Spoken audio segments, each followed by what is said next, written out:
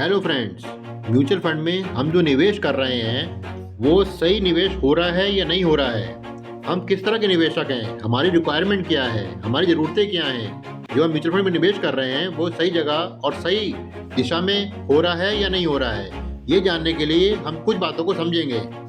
ये तो हम समझ चुके हैं कि म्यूचुअल फंड बेहतरीन निवेश का साधन है, क्योंकि लॉन्ग टर्म निवेश कंपाउंडिंग प्रभाव के कारण काफ़ी बढ़ सकता है, जहां ब्याज कंपाउंड होता है और हर साइकिल के साथ बढ़ता जाता है।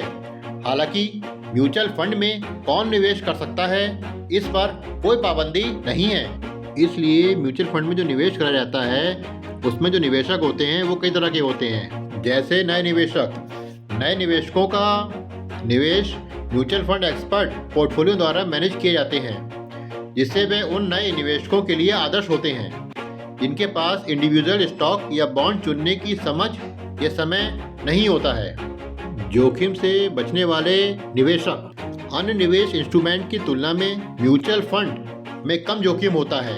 म्यूचुअल फंड प्रभावी विविधता प्रदान करते हैं जो विभिन्न एसेट में जोखिम फैलाते हैं, जिससे उन्हें कम जोखिम सहने वाले निवेशक के लिए आदर्श बनाते हैं।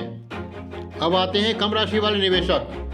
इसमें निवेशक मात्र 100 रुपए से SIP यानी कि सिस्टमैटिक इन्वेस्टमेंट प्लान के माध्यम से म्यूचुअल फंड में निवेश करना शुरू कर सकते हैं। इसलिए ये उन निवेशकों के लिए आदर्श है जो अपेक्षाकृत छोटी राशि के साथ निवेश करना चाहते हैं। कुछ निवेशक अपने रिटायरमेंट की प्लानिंग करते हैं, तो उन्हें कहते हैं रिटायरमेंट के लिए बचत करने वाले निवेशक। इसमें यह मतलब है कि म्यूचुअल फंड कंपाउंडिंग के कारण समय के साथ पैसा बढ़ाने में मदद करते हैं।